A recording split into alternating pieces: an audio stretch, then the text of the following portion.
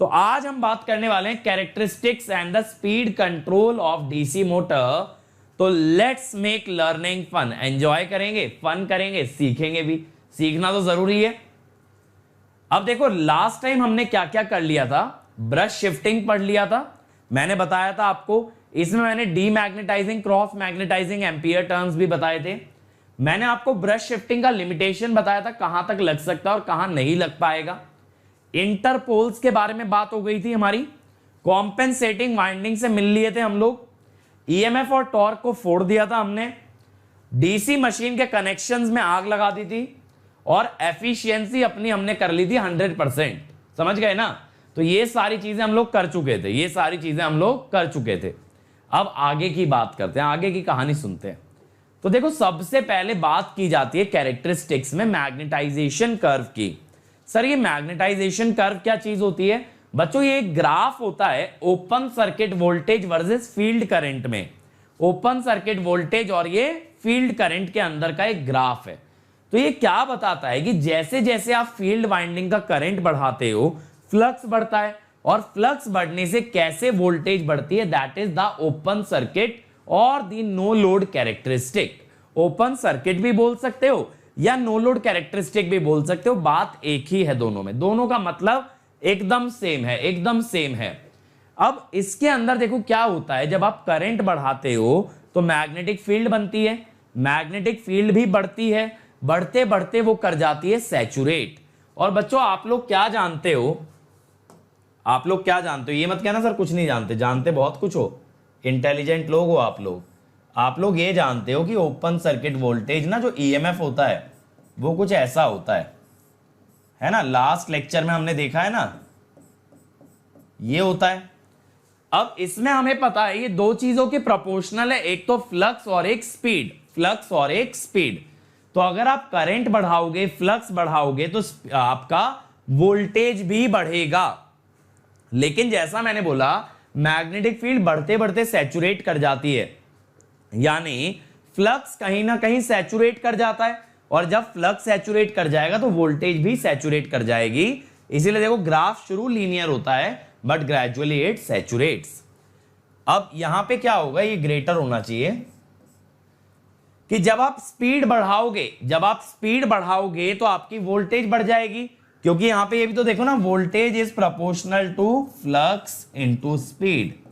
तो फ्लक्स के साथ साथ तो बढ़ेगी, लेकिन स्पीड के साथ साथ भी बढ़ेगी, स्पीड के साथ साथ भी वोल्टेज बढ़ती है। तो जब आप omega m2 is greater than omega m1 ले रहे हो तो आपकी वोल्टेज ज्यादा मिल रही है as compare to omega m1। और यह है अपनी एयर गैप लाइन।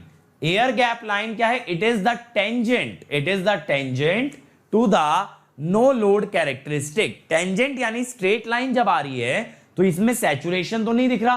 तो ये क्या बताती है? ये एक ऐसी मशीन की कैरेक्टरिस्टिक बताती है which does not saturate, which does not saturate। यानी अगर मशीन सैचुरेट ना करती तो ये सीधी निकल जाती, अगर ये मशीन सैचुरेट ना करती तो ये ग्राफ सीधा निकल जाता। And that is how my dear friend ये नो लोड कैरेक्टरिस्टिक या ओपन सर्किट कैरेक्टरिस्टिक हमारी ड्रॉ हुई है। इसी को मैग्नेटाइजेशन कर्व भी कहते हैं। समझ आया है ना? लीनियर चलेगा, ग्रेजुअली आगे जाके सैचुरेट कर जाएगा, और एयर गैप लाइन बताती है अगर ये लीनियर ही चलता तो ये कहां तक पहुंच जाता। अब देखो इसके बाद इफेक्ट ऑफ आर्मेचर रिएक्शन।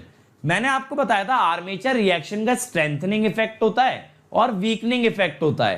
पोल के एक एज पे अगर स्ट्रेंथनिंग है तो दूसरे एज पे पोल के वीकनिंग इफेक्ट होगा, स्ट्रेंथनिंग होगा तो वीकनिंग इफेक्ट भी होगा।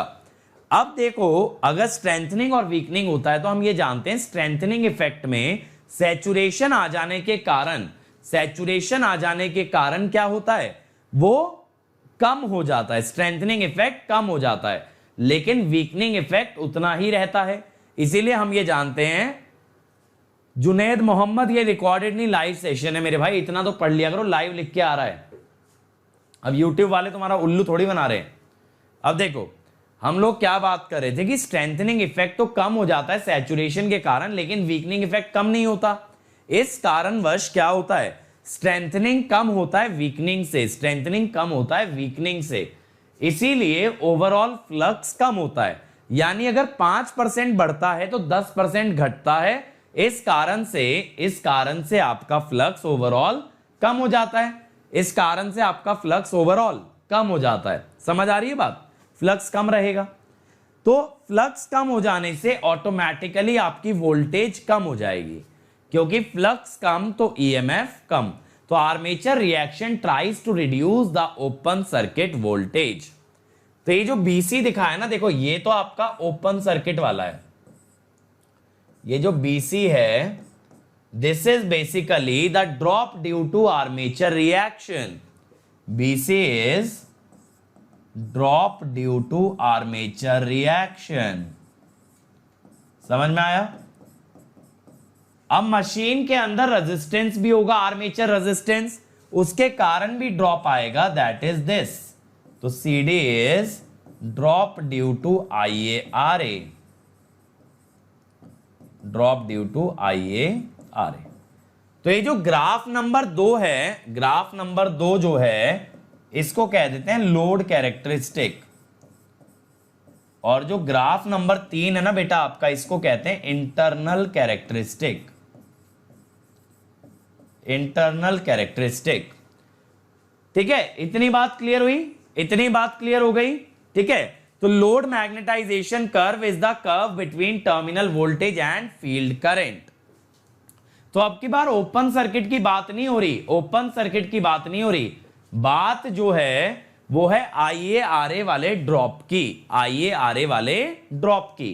तो यानी Ia जीरो नहीं है, Ia मेरे भाई जीरो नहीं है इस बार, Ia एक कांस्टेंट वैल्यू है।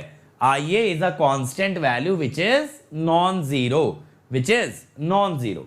लास्ट कर्व में क्या था? यहां पे Ia आपका बेटा जीरो था, कोई करंट फ्लो नहीं कर रहा था, सिस्टम नो लोड पे था। यहां पे आपका Ia नॉन जीरो है, इट इज नॉन जीरो। समझ आया? चलो अब हम आ जाते हैं सबसे पहले सेपरेटली एक्साइटेड जनरेटर पे। सबसे पहले बात करेंगे सेपरेटली एक्साइटेड जनरेटर की, कि इसकी कैरेक्टरिस्टिक्स कैसे बनने वाली हैं। तो देखो, नो लोड कैरेक्टरिस्टिक की बात करें तो आप देख सकते हो फील्ड वाइंडिंग में हमने एक वेरिएबल रेजिस्टर लगा रखा है। फील्ड वाइंडिंग में एक वेरिएबल रेजिस्टर लगा हुआ है। इससे आप क्या करोगे, इससे आप क्या करोगे, IF को वेरी कराओगे। आप यहां से IF को वेरी कराओगे, समझ रहे हो? IF वेरी होने से क्या होगा, जनरेटर का EMF वेरी होगा, जनरेटर का EMF वेरी होगा। अब आपको अगर नो लोड प्लॉट करना है तो ये लोड को हटा लो, यानी ये स्विचेस को ओपन रखो। आप सोच रहे होगे सर ये दो लाइन क्यों ड्रॉ की है आपने डॉटेड, दो लाइन क्यों ड्रॉ कर रखी है डॉटेड? ये मेरे भाई इसलिए हैं कि ये दोनों स्विचेस मैकेनिकली कपल्ड हैं, ये चलते हैं तो एक ही साथ चलते हैं। ये दोनों स्विच क्लोज होते हैं तो एक ही साथ क्लोज होते हैं मेरे भाई, इसीलिए ये दो लाइनें हमने अलग से दिखाई हैं। तो आप क्या करोगे कि वोल्टेज यहां से मेजर कर लोगे and you will plot the magnetization curve. अब ये जो OA है, this is your residual voltage.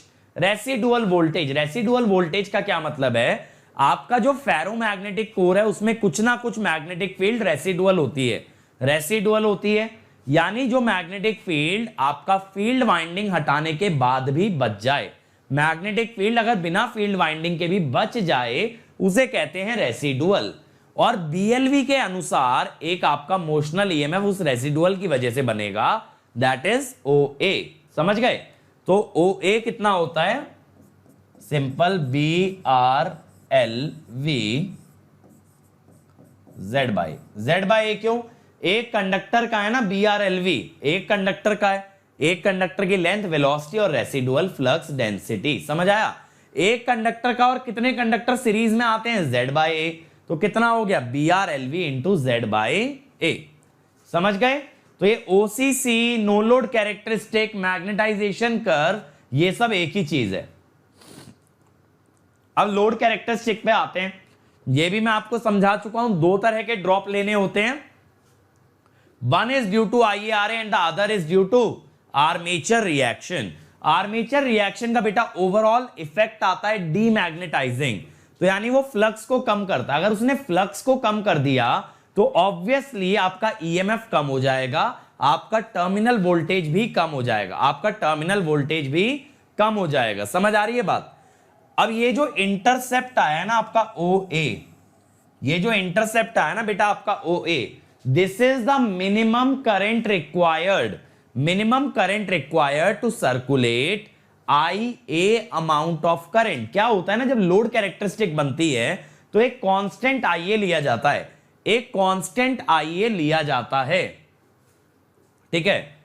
लोचन मेरे भाई हर सैटरडे संडे क्रैश कोर्स कराया जा रहा है मशीन का। आज DC मशीन खत्म होगा, कल से सिंक्रोनस स्टार्ट होगा, हर सैटरडे संडे शाम 4:30 से 6:30। तो अब ध्यान से सुनो, ये जो OA है, इतना फील्ड करंट अगर आप देते हो तो आप एक रेटेड करंट फ्लो करा सकते हो एट शॉर्ट सर्किट। बात ये होती है कि यहां पे जो IA है ना वो कांस्टेंट है। देखो IA जो है कांस्टेंट है। मान लो आपको 100 एम्पियर फ्लो कराना है, आपने लोड को शॉर्ट कर रखा है, तो 100 एम्पियर फ्लो कराने के लिए फील्ड वाइंडिंग में कितना करंट डालना पड़ेगा, दैट इज OA। या फिर आप ऐसा भी कह सकते हो कि OA is IF required to overcome armature reaction and IaRa drop, ठीक है। आर्मेचर रिएक्शन और मेरे भाई IaRa का ड्रॉप। बात क्लियर हो रही है? बात क्लियर हो रही है सारी? तो क्या होता है कि इतना ड्रॉप, देखो अगर IA आपने फिक्स कर दिया तो आर्मेचर रिएक्शन भी फिक्स है, IaRa का ड्रॉप भी फिक्स है।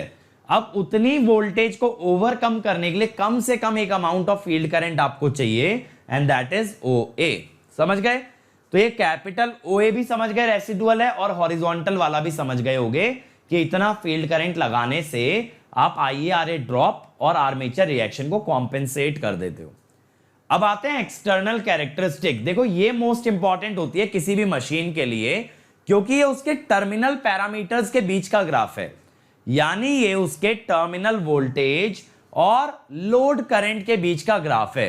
तो कोई भी अगर कंज्यूमर है, मान लो मैं ही एक कंज्यूमर हूं, अगर मैं ही एक कंज्यूमर हूं मेरे भाई, तो मेरे लिए क्या मैटर करता है? मेरे लिए मैटर ये करता है कि आउटपुट पे जो क्वांटिटीज मुझे मिल रही हैं, जो टर्मिनल पे वैल्यूज मुझे मिल रही हैं, क्या उनका बिहेवियर है, कैसा उनका वेरिएशन है, that is what matters to me, that is what matters to me. इसीलिए कंज्यूमर पॉइंट ऑफ व्यू से देखो तो एक्सटर्नल कैरेक्टरिस्टिक से ज्यादा जरूरी कुछ भी नहीं है। मशीन के अंदर क्या चल रहा है मुझे घंटा फर्क नहीं पड़ने वाला, मुझे फर्क किस बात से पड़ेगा कि बाहर जो वैल्यू मिल रही है, क्या वो वैल्यू मुझे मेरी जरूरत अनुसार मिल रही है या नहीं मिल रही है। मिल रही है तो बहुत बढ़िया है, ठीक है। अब इसमें देखो क्या होता है, ये VT वर्सेस IL का ग्राफ है, VT वर्सेस IL। अब इसमें हम लोग क्या करते हैं, IF और स्पीड को कांस्टेंट रखते हैं। IF और स्पीड को ऐसा रखा जाता है that we get rated voltage at no load. No load पे हमें रेटेड वोल्टेज मिल जाए, इतना IF लेके चलना है। अब जब आप लोड लगाओगे, करंट फ्लो करेगा, तो दो फिनोमिना होंगे, एक तो IaRa का ड्रॉप, एक तो IaRa का ड्रॉप, और दूसरा फिनोमिना होगा आर्मेचर रिएक्शन का ड्रॉप। समझ रहे हो ना, आर्मेचर रिएक्शन का ड्रॉप। तो देखो ये आर्मेचर रिएक्शन का ड्रॉप आया, और बेटा ये आया IaRa का ड्रॉप। तो ये जो 1 वाला कर्व बन गया ना, this is your external characteristic, this is your external characteristic. समझ गए? तो इसी को एक्सटर्नल कैरेक्टरिस्टिक बोला जाता है, जहां आप IaRa का ड्रॉप और जहां आप आर्मेचर रिएक्शन का ड्रॉप कंसीडर कर लो। अब लास्ट होती है आर्मेचर कैरेक्टरिस्टिक। आर्मेचर कैरेक्टरिस्टिक ये होती है कि IF को IA के साथ कैसे वेरी कराना पड़ेगा अगर वोल्टेज और स्पीड कांस्टेंट रखना है। माने टर्मिनल पे 500 वोल्ट मिल रहा है तो 500 ही चाहिए, बट उसके लिए IF कैसे वेरी कराएं along with IL। तो IF versus IL to maintain VT and speed constant. अब आप बेटा क्या जानते हो, IL बढ़ाने से IaRa का ड्रॉप बढ़ता है और आर्मेचर रिएक्शन का ड्रॉप भी बढ़ता है। तो हम ये जानते हैं कि एज IL इंक्रीजेस तो IaRa drop increases. Armature reaction drop increases. इसीलिए to maintain VT constant IF must overcome these drop। IF को ना इन ड्रॉप्स को कंपेंसेट करना पड़ेगा। Therefore IF increases as IL increases। समझ गए ना? IF increases as IL increases। तो यही बेटा आपको ग्राफ के अंदर नजर आएगा। बहुत इजी है। याद कौन सी कैरेक्टरिस्टिक रख के जानी है एग्जाम में? एक्सटर्नल। सिर्फ एक्सटर्नल याद करोगे, ठीक है। अब आते हैं शंट एक्साइटेड पे। अनुराग मेरे हिसाब से मैंने तुम्हारा डाउट क्लियर कर दिया है। शंट अब शुरू हो रहा है बेटा, शंट पे आ रहे हैं। अब शंट में नो लोड और लोड कैरेक्टरिस्टिक सेपरेटली एक्साइटेड की तरह ही बनते हैं। उसका रीजन बताता हूं। देखो शंट में क्या होगा बेटा कि ISH आप लिख दोगे सीधे कि सर ये होता है VT बाय RSH। तो ISH या IF इंडिपेंडेंट नहीं हुआ। IF is not independent. और जब आपने पहले दोनों ग्राफ बनाए वहां IF बेटा आपके लिए एक इंडिपेंडेंट वेरिएबल था। IF आपके लिए एक इंडिपेंडेंट वेरिएबल था। तो ऐसा तभी हो सकता है जब आप फील्ड वाइंडिंग को डिस्कनेक्ट करके, फील्ड वाइंडिंग को मशीन से डिस्कनेक्ट करके एक सेपरेटली एक्साइटेड बना करके आप ड्रॉ करें, सेपरेटली एक्साइटेड बना करके आप ड्रॉ करें। शानू मेरे भाई ओपन सर्किट में करंट कैसे फ्लो करेगा बेटा? नो लोड, यहां पे जनरेटर की बात हो रही है। जनरेटर में इलेक्ट्रिकल लोड लगता है और कोई लोड ही नहीं लगा, ओपन सर्किट है, तो करंट कहां से लाओगे बताओ? घर से लाओगे, दुकान से खरीद के लाओगे, पैदा करोगे, क्या करोगे बताओ? ठीक है, ये बात समझ आई। तो IF इंडिपेंडेंट नहीं है, लेकिन आपको नो लोड और लोड कैरेक्टरिस्टिक बनाने के लिए IF एक इंडिपेंडेंट वेरिएबल चाहिए। और ऐसा तभी होगा जब आप मशीन को कैसे चलाओगे? As separately excited. तो जब आप शंट के लिए भी ग्राफ बनाते हो ना, तो आप फील्ड वाइंडिंग अलग करके उसे सेपरेटली एक्साइटेड बनाते हो and then you draw the same curve. तो ये वाले कर्व सेम होते हैं, ठीक है। अब आते हैं एक्सटर्नल पे। देखो मोस्ट इंपॉर्टेंट कैरेक्टरिस्टिक है एक्सटर्नल कैरेक्टरिस्टिक। जैसा आप देख रहे हो कि सर यहां पे ड्रॉप दिखा रखे हैं, लेकिन एक चीज सर समझ नहीं आ रही, ये ग्राफ ऐसे मुड़ के क्यों आ गया? ये ग्राफ ऐसे मुड़ के क्यों आ गया? ठीक है शानू मेरे भाई, चल रहा है जनरेटर, पूरे मोटर, क्या चल क्या रहा है मतलब बताओ? अजीब अजीब सवाल पूछ रहे हो। कुछ खा पी लिया है क्या? गड़बड़ क्यों भाई? चलो अब देखो ये ग्राफ ऐसे मुड़ के क्यों आया, ये हमारे लिए मैटर करता है। तो मैंने बेटा आपको सेपरेटली एक्साइटेड में दो ड्रॉप बताए थे, एक IARA और एक आर्मेचर रिएक्शन। अब यहां 3 ड्रॉप आएंगे, यहां 3 ड्रॉप आएंगे। सर ऐसा क्यों? देखो जब बेटा आपका VT गिरेगा, IARA ड्रॉप से गिरेगा, आर्मेचर रिएक्शन से गिरेगा, बट आपका VT गिरेगा। अगर VT गिरेगा बच्चों तो ISH जो होता है which is VT by RSH, ये भी तो गिर गया, ये भी तो गिर गया। ISH गिर गया तो फ्लक्स गिर गया, फ्लक्स अगर गिर गया तो EMF गिर गया, फ्लक्स अगर गिर गया तो EMF भी गिरेगा। समझ रहे हो? तो VT में ड्रॉप ज्यादा आएगा, VT में ड्रॉप ज्यादा आएगा। अब लेकिन जब ये कैरेक्टरिस्टिक बनाते हैं मेरे भाई, जब ये कैरेक्टरिस्टिक बनाते हैं तो एक चीज समझना, जब VT गिरता रहेगा, करंट बढ़ने के साथ VT गिरता रहेगा, एक समय बाद क्या होगा, एक समय बाद क्या होगा, जब VT बहुत ज्यादा गिर जाएगा तो करंट जो है VT बाय RL, IL क्या है VT बाय RL, तो वो भी गिरने लगेगा, करंट भी गिरने लगेगा। करंट गिरने का मतलब है current also goes to the left, curve जो है लेफ्ट की तरफ जाने लगेगा, करंट घटने लगेगा, and that is why this curve takes a turn. इसी वजह से कर्व मुड़ करके कहां आ जाता है? एक्स एक्सिस से इंटरसेक्ट कर जाता है, एक्स एक्सिस से इंटरसेक्ट कर जाता है। समझ आई बात? सबसे पहले देखो समझो क्या हुआ, 3 तरह के ड्रॉप आए, जैसा यहां लिखा भी है देखो, आर्मेचर रेजिस्टेंस यानी IARA ड्रॉप आया sir, reduction in main flux due to armature reaction या आर्मेचर रिएक्शन वाला ड्रॉप आया, और तीसरा क्या हुआ, VT घटने से ISH घटा जिससे फ्लक्स घटा, और फ्लक्स घटने से EMF कम हुआ जिससे वोल्टेज और ज्यादा कम हो गई, जिससे हमारी वोल्टेज और ज्यादा कम हो गई। That is the third drop. अब वोल्टेज बहुत ज्यादा रिड्यूस हो जाएगी तो लोड का करंट VT/RL और कम हो जाएगा और ये ग्राफ मुड़ के आ जाएगा। समझ रहे हो? अब आता है वोल्टेज बिल्डअप की बात। वोल्टेज बिल्डअप की बात बच्चों, वोल्टेज बिल्डअप क्या होता है? देखो शंट जनरेटर में ISH फ्लो करता है VT के कारण और VT बनता है ISH के कारण, तो डिपेंडेंट हो गए ना। देखो क्या मतलब हुआ, IF से आता है फ्लक्स, फ्लक्स से बेटा आता है EMF, EMF से आता है VT और IF खुद VT से बनता है। तो ये चिकन एक प्रॉब्लम हो गई। ऐसा समझ लो एक बस में फील्ड करंट और टर्मिनल वोल्टेज दोनों चढ़ रहे हैं और क्या बोल रहे हैं, पहले आप पहले आप। अब भाई पहले कौन आया मैटर ये करता है, समझ रहे हो ना। VT IF को बनाता है but indirectly IF he VT को बनाता है। तो भाई कौन किसको बनाएगा ये समझ नहीं आ रहा, और ऐसा ना हो कि एग्जामिनर तुम्हें बना दे, तो इसीलिए ध्यान से समझो होता क्या है। अब क्या होता है, देखो मशीन के अंदर कुछ ना कुछ रेसिडुअल फ्लक्स होता है। ये रेसिडुअल फ्लक्स से एक रेसिडुअल वोल्टेज दिखता है जो आपको यहां पे दिख रहा है OC।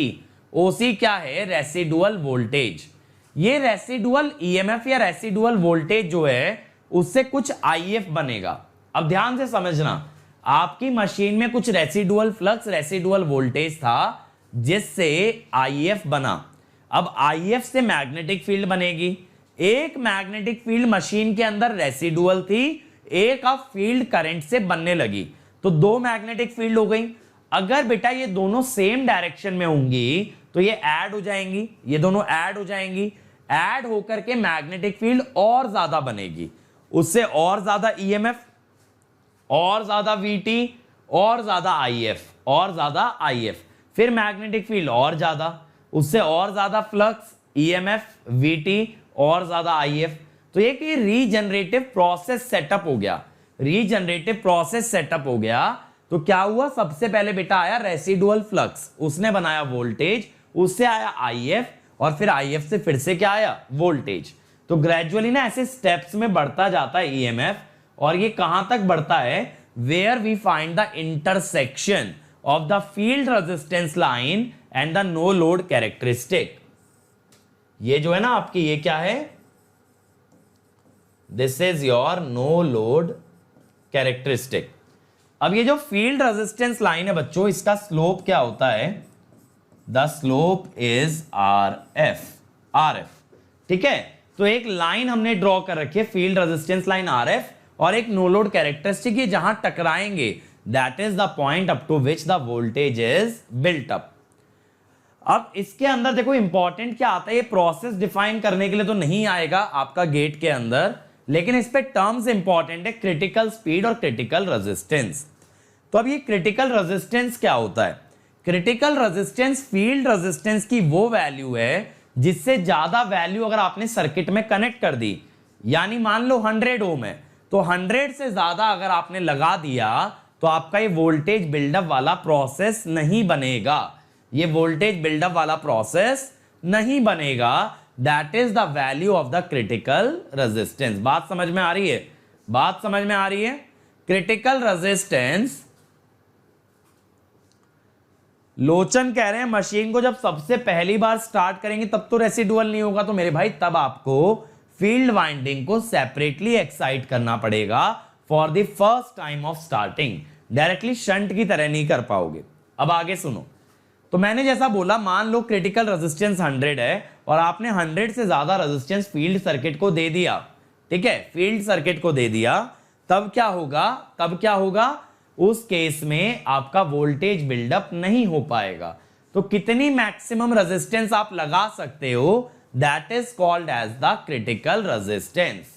सेम वे में स्पीड की अगर बात करें तो कितनी मिनिमम स्पीड पे आप रोटर को घुमाओगे जहां तक वोल्टेज बिल्डअप अलाउड हो। मान लो क्रिटिकल स्पीड है 500 आरपीएम, आपने बेटा अगर घुमा दिया 400 आरपीएम पे तो वोल्टेज बिल्डअप नहीं हो पाएगा। That is the meaning of the critical speed. तो ये पता कैसे लगता है, देखो हमने बोला वोल्टेज बिल्डअप कहां तक होता है, जहां इंटरसेक्शन आता है, यानी अगर ये इंटरसेक्शन आए ही ना, या ये इंटरसेक्शन बहुत छोटी वैल्यू पे यहां कहीं आ जाए, तो आपका वोल्टेज बिल्डअप नहीं हो पाएगा, वोल्टेज बिल्डअप नहीं हो पाएगा। ऐसा ही तो मतलब हुआ। वोल्टेज बिल्डअप तब होगा जब ये आगे जाके कहीं टकराते हैं ऐसे। तो मैं कहता हूं आपका एक्सट्रीम केस कौन सा बनेगा, जहां कर्व एक दूसरे के टेंजेंट हो जाएं। टेंजेंट करने के लिए ये फील्ड रेजिस्टेंस की लाइन को ऊपर ले जाओ, या ये ओपन सर्किट कैरेक्टरिस्टिक वाले ग्राफ को नीचे ले आओ। या तो ये लाइन ऊपर शिफ्ट कर लो, या तो ये ग्राफ नीचे शिफ्ट कर लो, तब आपका टेंजेंट वाला केस बन सकता है। ग्राफ को नीचे शिफ्ट करने के लिए, ये आपका ओसीसी को नीचे शिफ्ट करने के लिए, नो लोड कैरेक्टरिस्टिक को नीचे शिफ्ट करने के लिए स्पीड कम करना पड़ेगा, क्योंकि आप जानते हो स्पीड कम से ईएमएफ कम। और अगर आपको ये फील्ड रेजिस्टेंस लाइन को ऊपर करना है, ये फील्ड रेजिस्टेंस लाइन को ऊपर करना है मेरे भाई, तब आपको फील्ड रेजिस्टेंस को बढ़ाना पड़ेगा। ठीक है, तो देखो यही दिखाया है, ये 3 ग्राफ हैं फील्ड रेजिस्टेंस के, ए बी और इसको सी बोल देते हैं। ठीक है, अब मेरे को पता है जब ए का स्लोप सबसे ज्यादा है तो R F A, R F B, R F C. ठीक है, अब मान लो ये वाली स्पीड ले रहे हैं, स्पीड इक्वल टू n1, तो इसमें आपको क्या दिख रहा है कि सी वाले पे तो वोल्टेज बिल्डअप आएगा बेटा, बी वाले पे टेंजेंशियल केस बन गया, और ए वाला इंटरसेक्ट ही नहीं हुआ, तो आप इस पे क्या कह सकते हो कि ए पे कोई वोल्टेज बिल्डअप नहीं होगा। ठीक है, अब मान लो कि आपके पास स्पीड है n1 और ग्राफ है c। अब बेटा आपने स्पीड कम कर दी, तो आप c के टेंजेंट पे आ गए, तो ये क्या कहलाएगी, this will be called as the critical speed for RF equal to RFC। ठीक है, और ये B क्या कहलाएगा, ये RFB क्या होगा, RFB is RF critical for speed equal to n1। ठीक है, तो एक स्पीड के लिए क्रिटिकल रेजिस्टेंस डिफाइन होता है और एक रेजिस्टेंस के लिए क्रिटिकल स्पीड डिफाइन होती है। यानी स्पीड अगर फिक्स कर दें तो रेजिस्टेंस वेरी करके we can determine critical resistance, और अगर हम रेजिस्टेंस फिक्स कर दें तो स्पीड वेरी करके we can determine the critical speed. बात समझ में आई, स्पीड वेरी करोगे तो क्रिटिकल स्पीड, रेजिस्टेंस वेरी करोगे तो critical resistance. Is this clear to everybody? अब आप कहोगे सर ये निकलता कैसे है, सर ये निकलता कैसे, अब ध्यान देना, क्रिटिकल रेजिस्टेंस सिंपल है, slope of the linear region of magnetization curve, slope of the linear region of the magnetization curve. बहुत इजी है, मेरी बात समझ में आ रही है, slope of the linear region of the magnetization curve. अब आप कहोगे सर क्रिटिकल स्पीड कैसे निकलती है, तो देखो तरीका ये होता है, RFCR by RF is N by NCR। ठीक है, ये रेशो उल्टा चलता है, यानी critical resistance by field resistance is equal to speed by critical speed. ठीक है, स्पीड बाय क्रिटिकल स्पीड। बात समझ में आया, बात क्लियर हो गई? बताओ बात क्लियर हुई कि नहीं हुई, जल्दी बता दो, हो गई ना? तो ये 2 तरीके हैं, यानी पहले RFCR निकाल लो, कैसे, ये जो ग्राफ है इसका यहां से यहां तक का स्लोप ले लो, और उसके बाद NCR निकाल दो, तो इस पे बेटा न्यूमेरिकल बन सकता है, इस पे न्यूमेरिकल बन सकता है।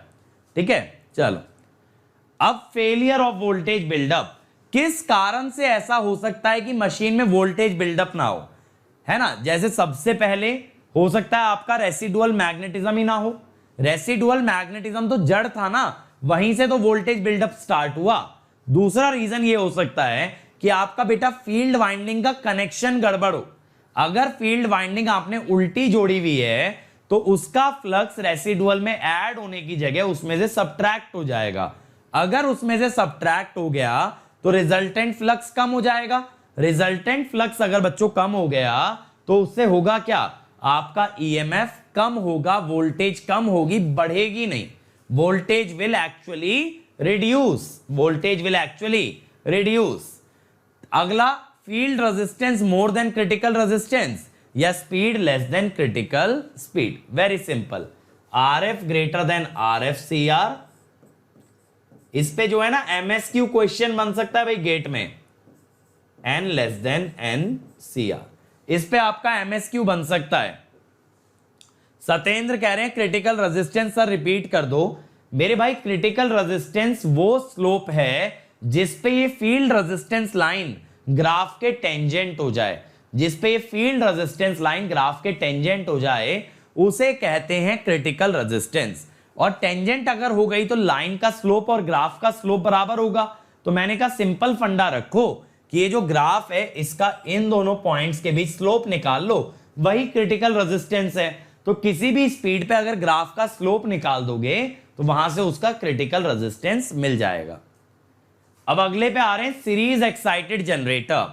अगेन सेम चीज है, देखो यहां पे भी अगर आपको नो लोड और लोड कैरेक्टरिस्टिक ड्रॉ करने हैं तो इसको भी सेपरेटली एक्साइटेड की तरह ही चलाना पड़ेगा। अगर आपको नो लोड और लोड कैरेक्टरिस्टिक ड्रॉ करनी है, this must be operated as a separately excited generator. तो इसमें हम क्या कहते हैं, नो लोड और लोड को छोड़ो, एक्सटर्नल पे आते हैं। एक्सटर्नल किसके बीच में होता है, VT वर्सेस, चलो यहां इंटरनल एक्सटर्नल दिखा रखा है, मैं आपको बता देता हूं। ये IF और IL तो बराबर ही हैं,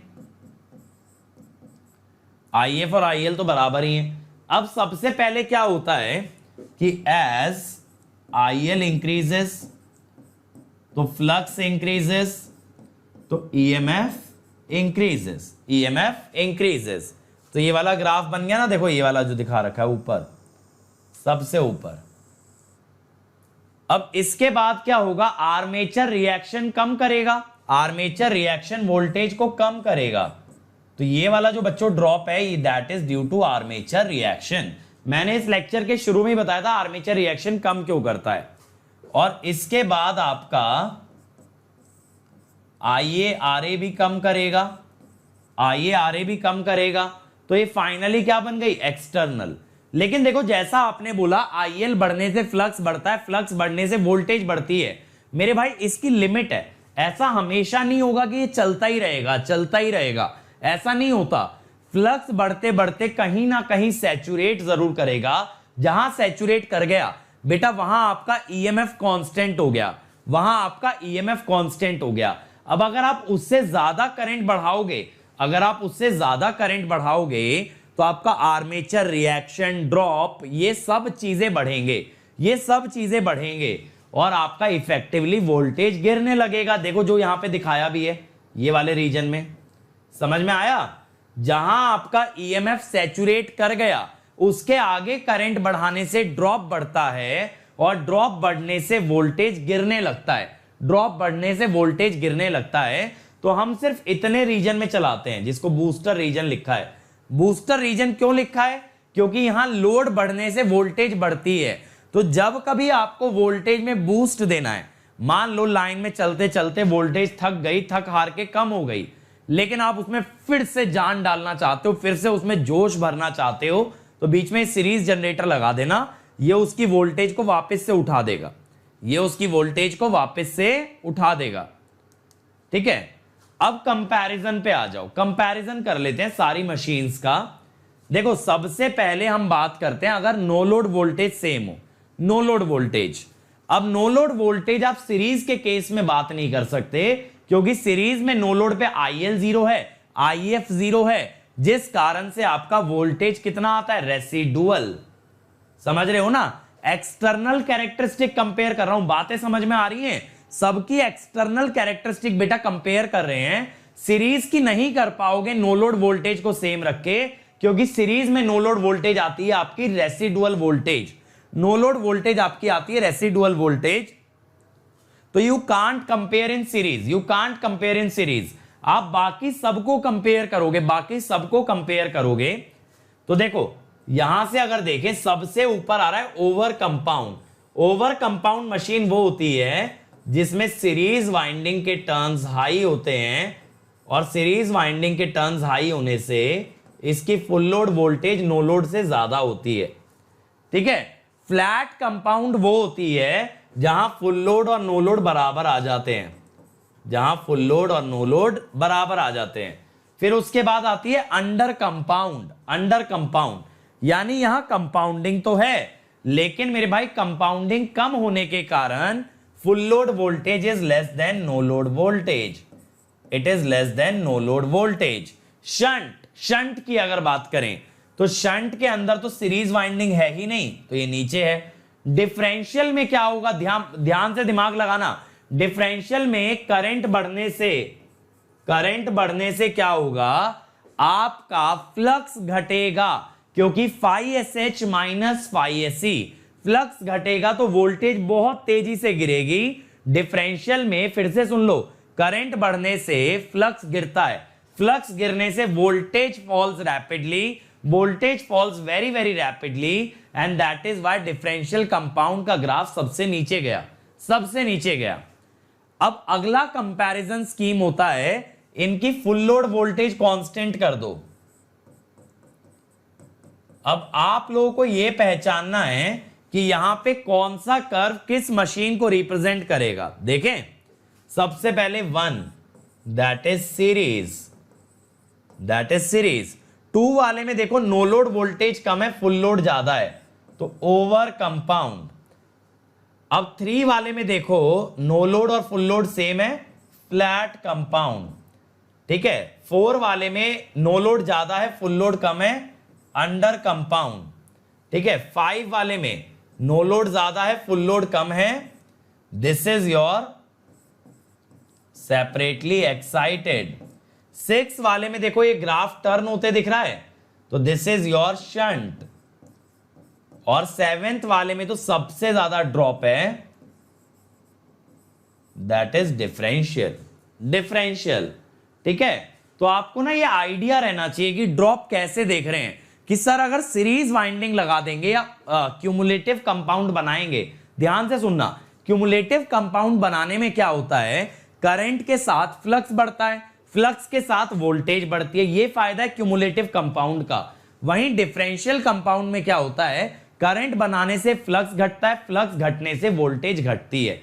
that is the drawback of differentially compound. ठीक है, अब मोटर पे आ रहे हैं, मोटर पे आ रहे हैं। आप पावर इलेक्ट्रॉनिक्स भी पढ़ा दें तो पढ़िए में बाहर आ गई।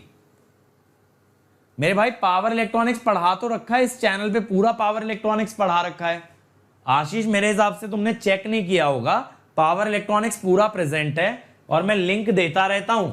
लिंक बच्चों मैं आपको देता रहता हूं, क्या लिंक है, यहां से देखना है और कैप्स में ही लिखना, लोअर केस में मत लिखना।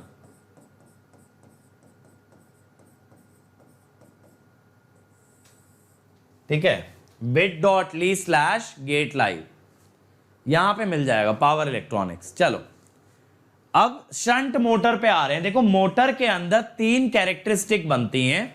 सबसे पहली स्पीड वर्सेस आर्मेचर करंट, दूसरी टॉर्क वर्सेस आर्मेचर करंट, तीसरी बनती है speed versus torque, speed versus torque. ये 3 कैरेक्टरिस्टिक मोटर के लिए डिफाइन होती हैं। और करना मेरे भाई कुछ भी नहीं होता। आप कहोगे सर ऐसे कैसे कह रहे हो, करना कुछ नहीं होता, बहुत कुछ होता है। देखो ओमेगा होता है EMF बाय KM phi, और EMF होता है सिंपल VT माइनस IARA। लो आ गया स्पीड का रिलेशन, समझ रहे हो, बहुत इजी होता है। और टॉर्क के अंदर लो, समझ में आ रही है ना बात, तो बहुत इजी रिलेशन होता है। अब देखो यहां पे क्या होगा, जैसे जैसे बेटा आप IA बढ़ाओगे, जैसे जैसे IA बढ़ाओगे न्यूमरेटर कम होगा, न्यूमरेटर अगर कम होगा तो स्पीड कम होगी। तो मेरे भाई ये नीचे वाला ग्राफ आ जाता है हमारे पास। पहले ये जो आ रहा है ना, this is due to IARA, due to IARA drop, ये नीचे वाला ग्राफ आ गया। अब लेकिन क्या होता है, IA बढ़ने के साथ आर्मेचर रिएक्शन बढ़ता है, आर्मेचर रिएक्शन बढ़ने से क्या होता है, फ्लक्स कम होता है, क्योंकि आर्मेचर रिएक्शन का इंपैक्ट कैसा होता है, डीमैग्नेटाइजिंग, ये फ्लक्स को घटाता है। अगर आर्मेचर रिएक्शन ने फ्लक्स को घटा दिया, डिनोमिनेटर कम हो गया, तो मेरे भाई ये स्पीड बढ़ जाएगी। डिनोमिनेटर अगर कम हो गया तो स्पीड बढ़ जाएगी, ऊपर उठ जाएगी। तो ये आ जाता है considering armature reaction, considering armature reaction. ठीक है, तो यहां पे ऐसा आ जाएगा आपके पास कंसीडरिंग द आर्मेचर रिएक्शन। बात समझ में आ रही है? बात समझ में आ रही है? अब देखो टॉर्क वर्सेस आईए, टॉर्क वर्सेस आईए, टॉर्क वर्सेस आईए is a linear graph, torque versus आईए इज अ लीनियर ग्राफ। लेकिन क्या होता है, अगेन आईए बढ़ने से आर्मेचर रिएक्शन बढ़ता है, आर्मेचर रिएक्शन बढ़ता है, आर्मेचर रिएक्शन बढ़ने से फ्लक्स कम होता है, जिससे कि हमारा टॉर्क रिड्यूस होता है, टॉर्क रिड्यूस होता है। समझ गए? अब क्या होता है, टॉर्क और आईए तो देखो बेटा प्रोपोर्शनल है, torque and IA are proportional to each other. तो इसीलिए स्पीड वर्सेस आईए का जैसा ग्राफ है वैसा ही स्पीड वर्सेस टॉर्क का होता है। स्पीड वर्सेस आईए का जो ग्राफ है, the same type of graph we'll have in speed versus torque, speed versus torque. समझ में आया? सेम तरह का ग्राफ देखने मिलता है। चलो अब डीसी सीरीज मोटर पे आ जाओ, सीरीज मोटर पे आ जाओ। सीरीज मोटर में क्या होगा, देखो अभी आपने लिखा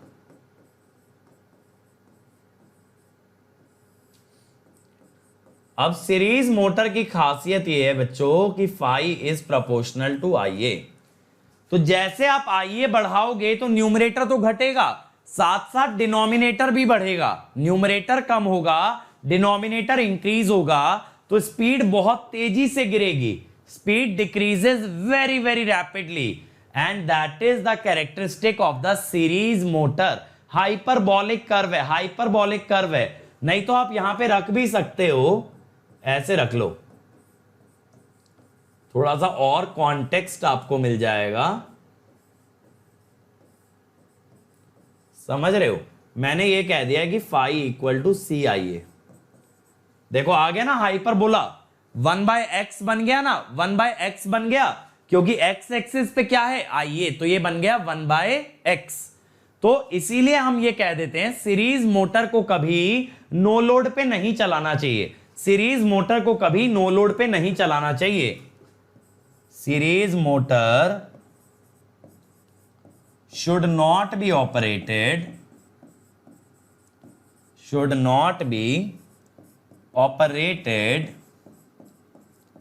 at no load। ठीक है, नो लोड पे मत चलाना, वरना इसकी स्पीड बहुत ज्यादा हाई आ जाती है। दिख रहा है ना, बहुत ज्यादा हाई आ जाती है। अब टॉर्क की अगर बात करें तो देखो बेटा टॉर्क में क्या होता है, आपको लगेगा सर ये तो आईए स्क्वायर के प्रोपोर्शनल होना चाहिए, और इसमें कुछ गलत भी नहीं है। देखो यहां पे पैराबोलिक है, लेकिन जब करंट बहुत हाई हो जाता है ना तो फ्लक्स आईए के प्रोपोर्शनल रह नहीं जाता। जब करंट बहुत हाई हो जाता है तो फ्लक्स सैचुरेट कर जाता है, जिस कारण से ये ग्राफ लीनियर की तरफ चला जाता है, जिस कारणवश ये ग्राफ आपका लीनियर की तरफ चला जाता है। तो जब आपका आईए बहुत हाई होगा तो flux will almost be constant and graph will almost become linear, graph will almost become linear. और जैसा आप जानते हो कि स्पीड और टॉर्क का ग्राफ स्पीड और आईए जैसा ही आता है, तो सिमिलर टाइप ऑफ ग्राफ है। लेकिन अगर आप आर्मेचर रिएक्शन लोगे, आर्मेचर रिएक्शन लोगे तो फ्लक्स गिरेगा और स्पीड बढ़ेगी, स्पीड बढ़ेगी। तो देखो ये स्पीड वाला पार्ट ऊपर आ गया, ये स्पीड वाला पार्ट ऊपर आ गया पहले से, क्योंकि आर्मेचर रिएक्शन लेने से फ्लक्स कम स्पीड ज्यादा। अब कंपाउंड मोटर पे आ जाओ, कंपाउंड मोटर पे आ जाओ। कंपाउंड में अगर हम कंपैरिजन करें, कंपाउंड में क्या होता है, फ्लक्स कम होता है, सॉरी फ्लक्स ज्यादा होता है, ध्यान देना। Omega M is proportional to EMF by flux.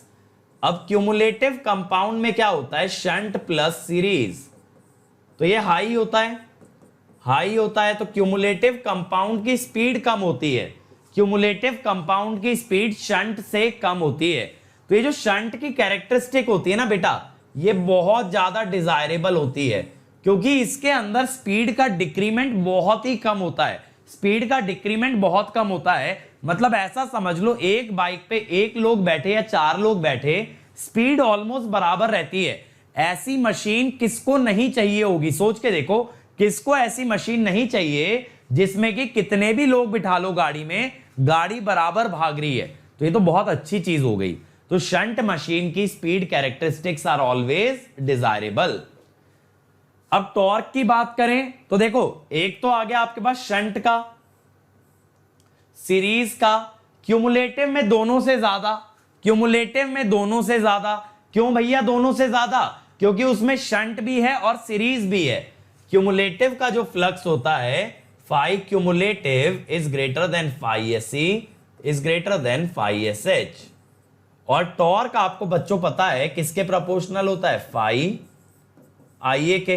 तो इसीलिए क्यूमुलेटिव का फ्लक्स ज्यादा है, तो इस वजह से उसका टॉर्क भी ज्यादा बनेगा।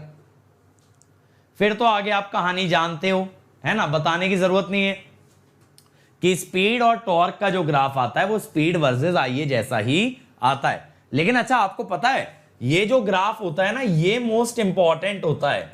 आप कहोगे क्यों सर? क्योंकि देखो, जैसे मैंने आपको जनरेटर में बताया कि एक्सटर्नल कैरेक्टरिस्टिक सबसे इंपॉर्टेंट कैरेक्टरिस्टिक है, वो क्यों थी? क्योंकि वही कैरेक्टरिस्टिक कंज्यूमर को दिख रही है। ऐसे ही अगर मैं मार्केट से मोटर लेके आया हूं तो मुझे उसका आउटपुट पैरामीटर दिखेगा, यानी उसकी स्पीड और टॉर्क। तो स्पीड वर्सेस टॉर्क का ग्राफ मेरे लिए ज्यादा इंपॉर्टेंट है। करंट उसका इंटरनल पैरामीटर है जो सप्लाई से ले रही है, वो मुझे शो नहीं हो रहा। मुझे जो आउटपुट दिख रहा है that is the speed and torque. So that is why this characteristic is the most important characteristic. Clear हुआ भाई यहां तक? चलो जल्दी से वाइंड अप कर देते हैं इस टॉपिक को भी। अब डिफरेंशियल कंपाउंड की बात करते हैं। देखो, डिफरेंशियल कंपाउंड में क्या होता है, आपका बेटा फ्लक्स होता है phi S H minus phi S E. तो as I A increases phi decreases, तो जो आपकी स्पीड है ना वो है ईएमएफ बाय फाई, तो दैट इंक्रीजेस, है ना। इसीलिए क्या होता है, ये अनस्टेबल रनअवे आता है। ये अनस्टेबल रनअवे आता है कि आपका फ्लक्स कम होता चला जाता है और भैया स्पीड बढ़ती चली जाती है लगातार, आपकी स्पीड लगातार बढ़ती चली जाती है। अब ऐसे ही टॉर्क की बात कर लें, शानू देखो, ये वाला जो रिलेशन है ना, ये हाई करंट पे है। इनिशियली तो देखो शंट का ज्यादा होता है, इस रीजन में शंट का ज्यादा होगा, लेकिन हाई करंट पे सीरीज डोमिनेट करेगा, ठीक है। अब ऐसे ही देखो टॉर्क की बात कर लें, टॉर्क प्रोपोर्शनल होता है फाई इंटू आई ए के।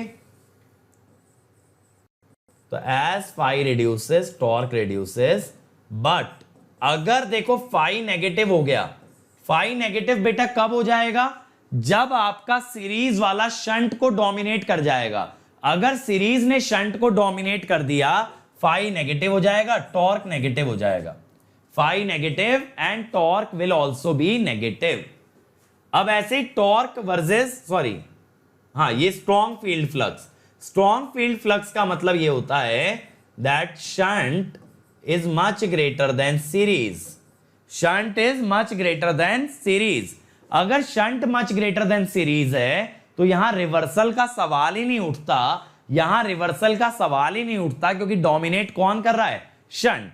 इसीलिए ग्राफ ऐसे जाता है शंट की तरह, बट थोड़े टाइम बाद मुड़ने लगता है। अगर आप देखोगे ना, नेगेटिव में जाने का बहुत आगे जाके जाएगा, यानी बहुत हाई करंट पे जाके ये फ्लक्स को नेगेटिव कर देगा। बट ऐसा काम इजीली नहीं हो सकता।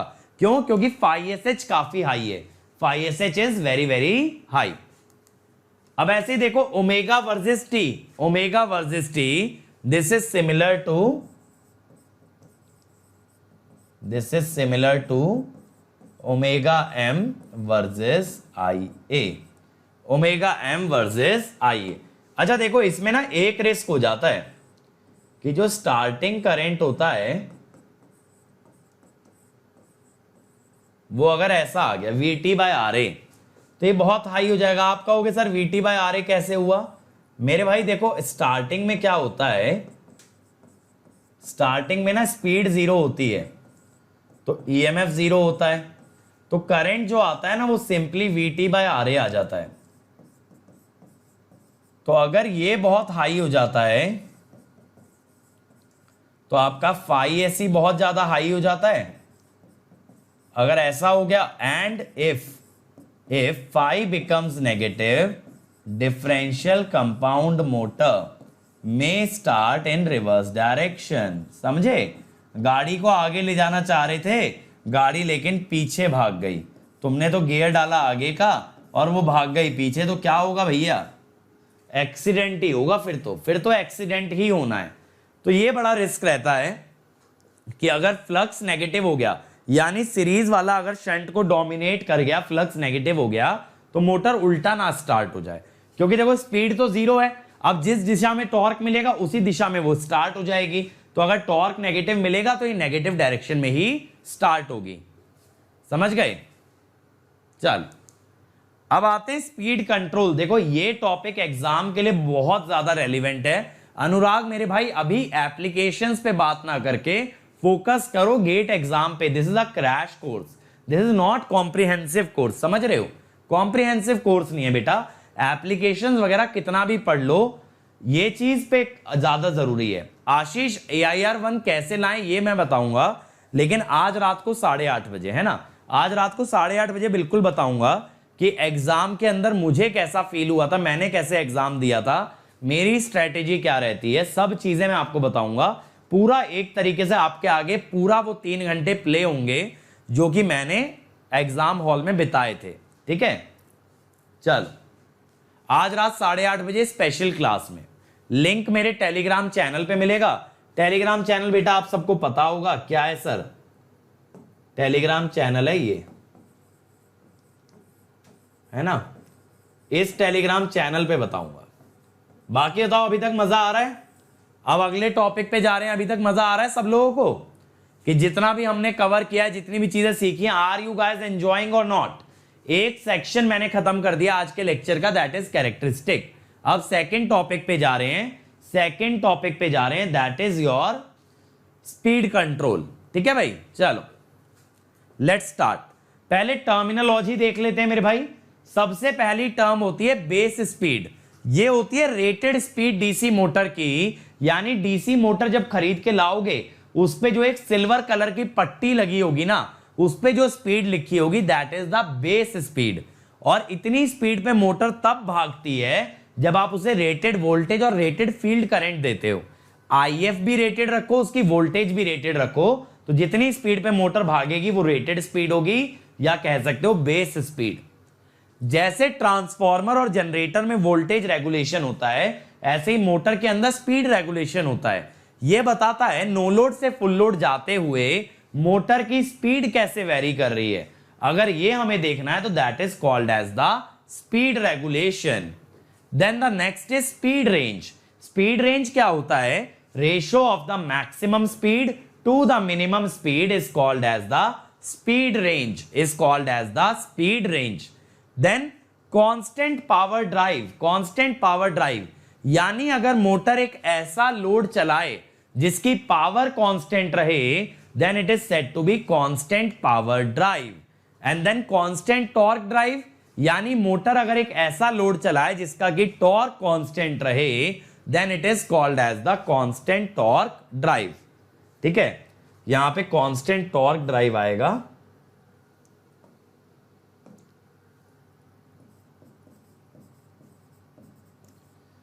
ठीक है? तो ड्राइव क्या रिप्रेजेंट करता है ना, मोटर के शाफ्ट से जो लोड जुड़ा है उसे कहते हैं ड्राइव, यानी motor is driving something, motor is driving something.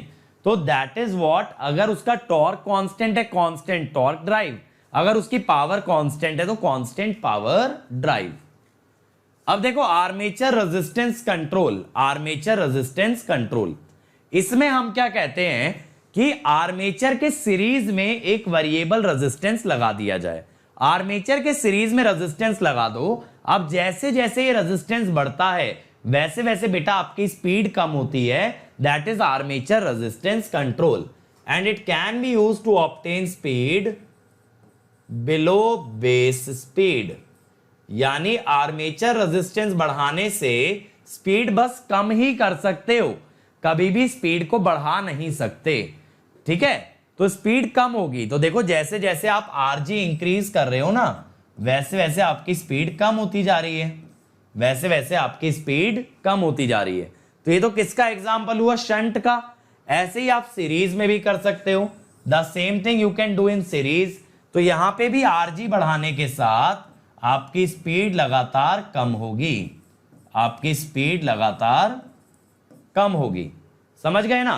तो जैसे जैसे आरजी बढ़ता है वैसे वैसे स्पीड घटती है। अब बात है इस पे आने वाला न्यूमेरिकल कैसे बनाएंगे सर, इससे बनने वाला क्वेश्चन कैसे सॉल्व करेंगे। तो देखो स्पीड कंट्रोल की जब बात आती है, ध्यान से समझ लेना, न्यूमेरिकल सिखा रहा हूं। स्पीड कंट्रोल की जब बात आती है तो दो चीजें वेरिएबल होती हैं, आईए और स्पीड। आईए और स्पीड ये दो चीजें वेरिएबल होती हैं, ठीक है। तो सबसे पहले आप क्या करते हो, पहले पहला ईएमएफ निकालते हो पुराना, VT minus IA1 into RA which is equal to KM phi1 ω1। अब आप कहते हो दूसरा ईएमएफ होगा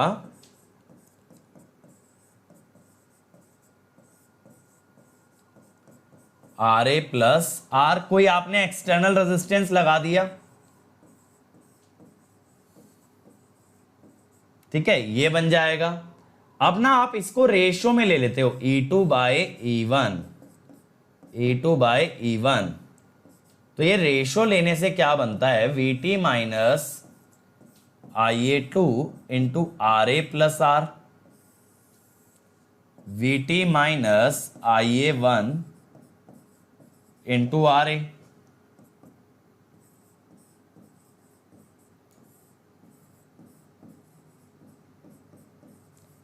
ये बन गया, ठीक है।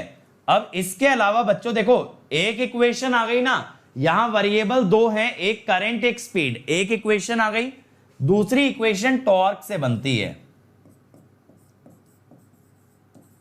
दूसरी इक्वेशन टॉर्क से बनती है। आप कहोगे सर टॉर्क का क्या करें, तो देखो आपको ना लोड के बारे में कुछ ना कुछ इंफॉर्मेशन गिवन होगी। जैसे मान लो कि अगर एक फैन लोड है, मान लो अगर एक फैन लोड है तो क्या रिलेशन होता है, torque proportional to speed square. तो आप ना ऐसे कर सकते हो T2 बाय T1 ω2 बाय ω1 का स्क्वायर।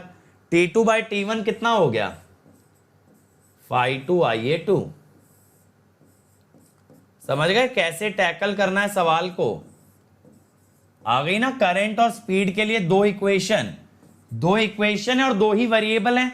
यहां पे IA2 एक वेरिएबल है और यहां पे आपके पास ω2 एक वेरिएबल है। तो बेटा आपके पास ना देखो हथियार लिमिटेड है, एक आपके पास KVL इक्वेशन है, एक EMF इक्वेशन है, एक टॉर्क इक्वेशन है। हर सवाल इन तीन हथियारों से ही मारा जाएगा, ठीक है। तो हथियार लिमिटेड है इसलिए ज्यादा दिमाग लगाने की जरूरत नहीं है, सोचना बस ये है ये तीन इक्वेशंस को कैसे मैनिपुलेट करके आंसर निकाला जाए, ठीक है ना। अब देखो आर्मेचर वोल्टेज कंट्रोल, इसमें क्या करते हैं, जो मशीन के आर्मेचर के अक्रॉस की वोल्टेज होती है ना उसको हम लोग रिड्यूस करते हैं। आर्मेचर टर्मिनल्स के अक्रॉस की जो वोल्टेज होती है उसको रिड्यूस करते हैं to obtain the speed below base speed. VT must be reduced to obtain speed below base speed, to obtain speed below base speed, ठीक है। VT को कम करना पड़ेगा, तो VT बढ़ा नहीं सकते। देखो VT अगर बढ़ा दिया तो इंसुलेशन जल जाएगी, कभी भी आप वोल्टेज को रेटेड से ज्यादा नहीं लगा सकते। दैट इज वाई हम लोग यहां बात करते हैं VT कम करने की, या ये कह दो स्पीड कम करने की, ठीक है। अब अगले पे आते हैं, फील्ड फ्लक्स की बात करते हैं। अब फील्ड फ्लक्स में क्या करते हैं, जो आपकी फील्ड वाइंडिंग है, जैसे शंट मशीन है, शंट मशीन में एक आपने ना एक्सटर्नल रेजिस्टेंस लगा दिया फील्ड वाइंडिंग में। अब बेटा जब आपने एक्सटर्नल रेजिस्टेंस लगाया और इसको अगर बढ़ाया तो आपका जो IF है ना VT by RG plus RSH, ये IF कम होगा। IF कम होगा तो देखो speed is inversely proportional to flux, तो स्पीड बढ़ेगी। इसीलिए ना यहां पे हम लोग अबव बेस स्पीड पाते हैं। स्पीड जो आती है ना वो रेटेड से ज्यादा आती है बेटा in case of the field control, और इसे फील्ड वीकनिंग मेथड भी कहते हैं, क्योंकि फील्ड को कमजोर कर रहे हो, फ्लक्स को घटा रहे हो, तो that is why it is also called as the field weakening method, field weakening method या फील्ड कंट्रोल। अब देखो इसके अंदर ड्रॉबैक क्या होते हैं, यहां पे आपको टॉप स्पीड मिलती है लेकिन बहुत कमजोर फील्ड पे, टॉप स्पीड मिलती है लेकिन बहुत कमजोर फील्ड पे, और उससे क्या होता है कि अगर फील्ड वाइंडिंग की फ्लक्स बहुत कमजोर है तो ऐसा ना हो आर्मेचर रिएक्शन उसे ओवरकम कर जाए। बात को समझना, अगर फ्लक्स बहुत कम है, आर्मेचर रिएक्शन उसे ओवरकम कर गया तो नेट फ्लक्स आ जाएगा नेगेटिव, क्योंकि आर्मेचर रिएक्शन उल्टा जाता है, डीमैग्नेटाइजिंग होता है, तो नेट फ्लक्स नेगेटिव आ जाएगा। That is the drawback. अगला पॉइंट क्या होता है, देखो टॉर्क होता है आपका बेटा, देखो टॉर्क होता है फाई इंटू IA। तो अगर टॉर्क आपका कांस्टेंट है और फ्लक्स कम होता है तो then it means IA will increase, IA will increase. अगर बेटा आपका IA बढ़ गया तो आपका आर्मेचर ऐसा हो सकता है ओवर हीट हो जाए, आर्मेचर में बहुत ज्यादा गर्मी पैदा हो जाए, ऐसा बिल्कुल हो सकता है आर्मेचर करंट हाई होने से। ठीक है, अब दूसरा पॉइंट क्या हो गया, आर्मेचर करंट हाई होने से लॉसेस बढ़ेंगे, एफिशिएंसी गिरेगी, है ना। तो ये सारी चीजें नुकसानदायक होती हैं in terms of field control. अब देखो सीरीज मोटर में क्या करते हैं, ध्यान देना, सीरीज मोटर में बेटा आप कहते हो phi is proportional to IA, है ना, लेकिन जब यहां देखो डाइवर्टर लगा दिया ना तो यहां दो रेजिस्टेंस हो गए, R डाइवर्टर और RSE, तो मैं कहूंगा ISE कितना होगा, अगर यहां से IA आ रहा है, IA into R diverter by R diverter plus RSE, तो आप ना फिर फ्लक्स को IA के प्रोपोर्शनल ना कह के ISE से लोगे, ISE से लोगे डाइवर्टर लगाने के बाद, क्योंकि फील्ड वाइंडिंग का करंट अब आर्मेचर करंट नहीं रह गया। अगला तरीका देखो क्या होता है कि यहां पे ना टैप्स दे देते हैं, टैप्स दे देते हैं, तो हम कहते हैं कि फ्लक्स जो होता है that is proportional to MMF which is equal to NSE into IA। तो as NSE varies phi varies, ठीक है। और एक बात बेटा कान खोल के सुन लो, दिमाग में बिठा लेना, दिल में बिठा लेना कि भैया कभी भी स्पीड कंट्रोल के सवाल में, कभी भी स्पीड कंट्रोल के सवाल में मेरे भाई आप लोग स्पीड और IA को कांस्टेंट नहीं मानोगे, स्पीड और IA को कांस्टेंट नहीं मानोगे, ठीक है। आनंदा मेरा जो टेलीग्राम ग्रुप है बेटा उस पे जाके पूछ लो, कोई ना कोई बच्चा आपका डाउट बता देगा, ठीक है। तो डाउट्स मैं पर्सनली नहीं लेता हूं, पर्सनल डाउट्स जो है मैं सिर्फ प्लस पे लेता हूं। तो अगर YouTube वाले स्टूडेंट्स के डाउट्स हैं तो उनके लिए टेलीग्राम ग्रुप बना रखा है, वहां आपस में वो लोग क्लियर कर लेते हैं, ठीक है। चलो अब देखो सीरीज मोटर की, अगर इसके अंदर रिकनेक्शन ऑफ फील्ड कॉइल की बात करें कि फील्ड कॉइल्स को हमने रिकनेक्ट कर दिया है, ठीक है, रिकनेक्शन ऑफ फील्ड कॉइल,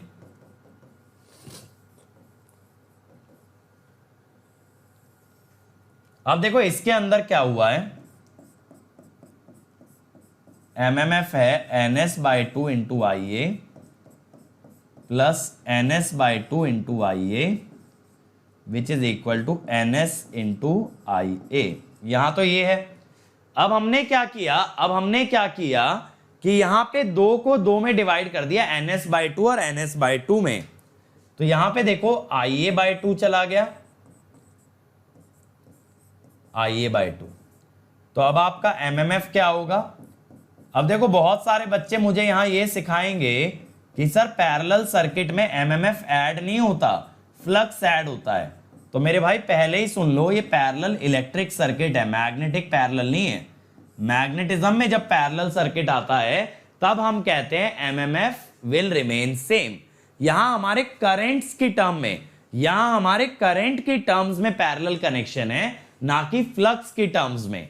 अगर मैग्नेटिक सर्किट की जैसे दो लिंब पैरेलल आ गई तब आप उसे पैरेलल मैग्नेटिक सर्किट बोल के ये बोल सकते हो that MMF will remain same. ठीक है, अब न्यूमेरिकल अप्रोच क्या होती है ये भी देख लेते हैं। न्यूमेरिकल अप्रोच में आपको क्या क्या याद रखना है। Form an equation using KVL. तो यहां पे आप दो ईएमएफ निकाल तो E1 E2। Second thing, use EMF proportional to phi into omega M. Third thing, use torque proportional to phi into IA। Fourth thing, use load characteristic. Load characteristic जैसे कि अगर फैन लोड था तो अभी मैंने बताया था ना torque proportional to n square, इस टाइप का एक्सप्रेशन यूज करना है। और मेरे भाई lastly IA and N are variable. ये बात दिमाग में रखनी है, दो ही वेरिएबल होते हैं, आर्मेचर करंट और स्पीड। ठीक है, तो ये तीन चार चीजें अगर आपको पता है ना तो आप स्पीड कंट्रोल का न्यूमेरिकल हंसते हंसते कर दोगे। अब देखो अगला मेथड क्या होता है, ward Leonard method. Ward Leonard method में क्या होता है कि दो मशीन्स ली जाती हैं, एक को जनरेटर की तरह चलाते हैं और एक को मोटर की तरह। अब जनरेटर का जो प्राइम मूवर होता है ना वो क्या होता है, ये 3 फेज इंडक्शन मोटर होती है। ये 3 फेज इंडक्शन मोटर जनरेटर के लिए प्राइम मूवर है। अब जनरेटर जो पावर जनरेट करेगा वो पावर से ये मोटर को ड्राइव करेगा, वो पावर से ये आपका बेटा मोटर को ड्राइव करेगा, the power generated by the generator. तो अगर आपने देखो जनरेटर का ये फील्ड वेरी किया, ये जनरेटर का फील्ड वेरी किया, ध्यान से समझ लेना, तो मोटर की टर्मिनल वोल्टेज बदल जाएगी। देखो जनरेटर का फील्ड करंट वेरी करने से जनरेटर की वोल्टेज बदली, और जनरेटर मोटर से कनेक्टेड है तो मोटर की वोल्टेज बदली। अब मोटर की भी अगर वोल्टेज बदल गई तो ये क्या हो गया, आर्मेचर वोल्टेज कंट्रोल। और देखो अगर मोटर की यहां से फील्ड बदलोगे, अगर मोटर की यहां से फील्ड बदलोगे तो मोटर की फील्ड बदलने से हो गया फील्ड कंट्रोल। यहां से क्या हो गया भाई, फील्ड कंट्रोल, और यहां से क्या हो गया,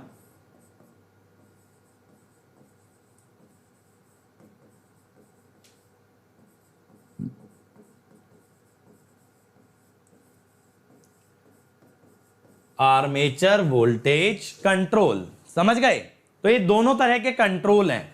तो वार्ड लियोनार्ड मेथड में फायदा ये है, you can obtain the speed below the base speed as well as above the base speed. Voltage control से जाओगे तो बिलो बेस स्पीड, और अगर फील्ड कंट्रोल से जाओगे तो अबव बेस स्पीड। अब वोल्टेज कंट्रोल में कौन सी ड्राइव चलती है, यहां पे चलती है कांस्टेंट टॉर्क ड्राइव, ये रिकमेंडेड है, बाकी तो लोड पे डिपेंड करता है भाई। Drive is always the load connected to the motor. और अबव बेस स्पीड हम किसकी बात करते हैं, कांस्टेंट पावर ड्राइव की। अब देखो अगर पावर कांस्टेंट है मेरे भाई, अगर पावर कांस्टेंट है तो torque into omega is constant, तो omega is inversely proportional to torque. इसीलिए जो है ना टॉर्क धीरे धीरे गिरता जा रहा है। जब पावर कांस्टेंट है तो स्पीड और टॉर्क इनवर्सली प्रोपोर्शनल है, तो टॉर्क ग्रेजुअली रिड्यूसेस। इसके फायदे क्या होते हैं, काफी सिंपल सा मेथड है, wide range of speed control देता है above and below the base speed.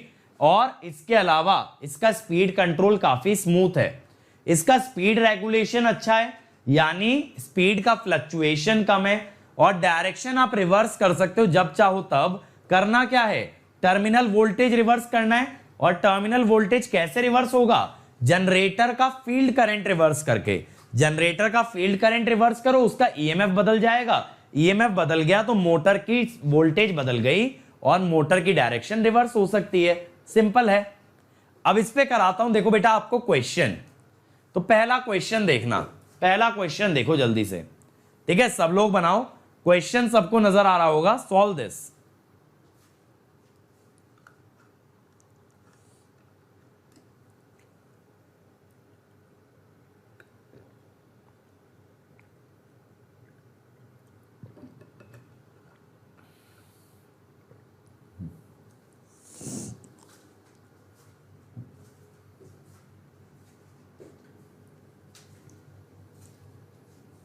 Come on, everybody. A 4-pole 500 volt 720 shunt motor has 720 wave connected conductors in armature. The full load armature current is 60 ampere. Flux per pole 0.03 Weber. Armature resistance दे रखा है, full load speed पूछी है। लोचन यहां पे ना ज्यादातर आप आर्मेचर वोल्टेज कंट्रोल और फ्लक्स कंट्रोल यूज करते हो, क्योंकि एक से स्पीड बढ़ती है, एक से कम होती है, दोनों यूज होते हैं। अब देखो यहां पे क्या होगा, आपको बेटा आईए दे दिया 60 एम्पियर, तो आप यहां पे ईएमएफ निकाल सकते हो ना फुल लोड का।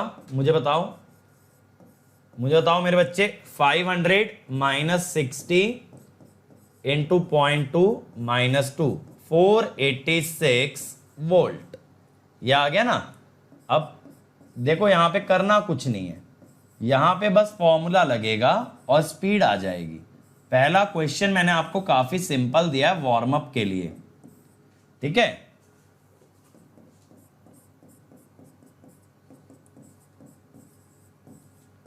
(486 into 60 by 5) okay, into number of conductor. Wave connected है तो पैरेलल पाथ दो होंगे, पोल हैं 4। कितना आ रहा है बता दो? 675। Very good, 675 RPM. ठीक है, अगला ट्राई करो, अगला ट्राई करो भाई।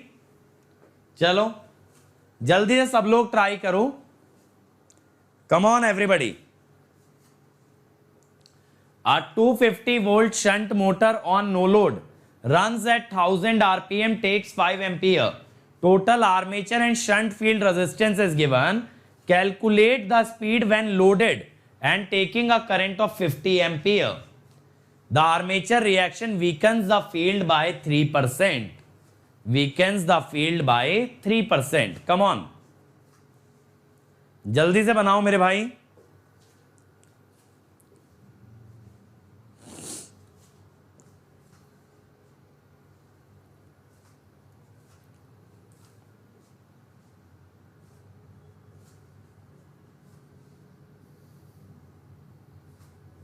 Come on everybody.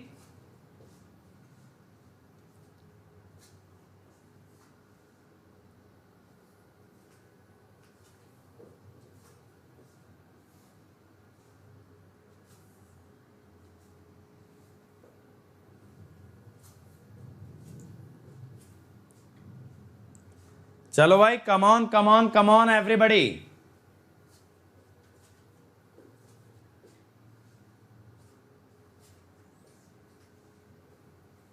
देखें, a 250 volt shunt motor on no load runs at this speed and current, total armature and field resistance। देखो ऐसे क्वेश्चंस में ना हमेशा दो केसेस को अलग अलग सॉल्व करो। पहले नो लोड वाला ले लो। अब यहां मोटर का करंट दे रखा है 5 एम्पियर, टेक्स का मतलब है आईएल। आप आईएसएच निकाल दो। आईएसएच के लिए 250 वोल्ट आपका टर्मिनल वोल्टेज है और 250 ओम का रेजिस्टेंस है, तो 1 एम्पियर। अब आइए हो गया आईएल माइनस आईएसएच यानी 4 एम्पियर। तो यहां से ना ईएमएफ निकाल दो नो लोड पे, यानी 250 माइनस 4 इंटू 0.2। ब्रश ड्रॉप तो नहीं दिया, नहीं दिया तो इग्नोर कर दो।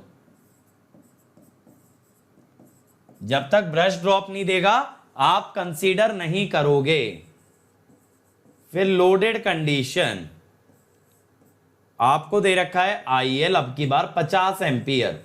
अब देखो आईएसएच तो बदला नहीं होगा, तो आइए तो डायरेक्टली निकाल लोगे, 50 माइनस 1 49 एम्पियर। अब यहां से आपका जो ईएमएफ आना है that will be 250 minus 49 into 0.2 9.8 240.2।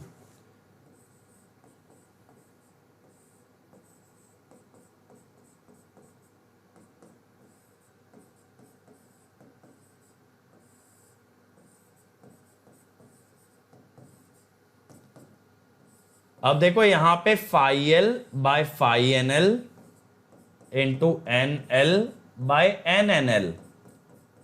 अब इसने हमें बता रखा है कि आर्मेचर रिएक्शन फ्लक्स को 3% कम करता है, 3% कम करता है। तो फ्लक्स कितना बच रहा होगा? 97%। नो लोड पे स्पीड दी थी 1000 आरपीएम, तो ये नीचे आ गया भाई 1000। तो यहां से लोडेड वाली स्पीड कितनी हो गई? यहां से बेटा आपकी लोडेड वाली स्पीड कितनी आ रही है? 993.6। चलो मैंने मान लिया आपकी बात, 993.69 आरपी। सही है ना? समझ आया क्वेश्चन? समझ आया? तो देखो हमेशा ये जो है ना ईएमएफ और टॉर्क की प्रोपोर्शनैलिटी क्वेश्चन सॉल्व करने में बहुत मदद करते हैं।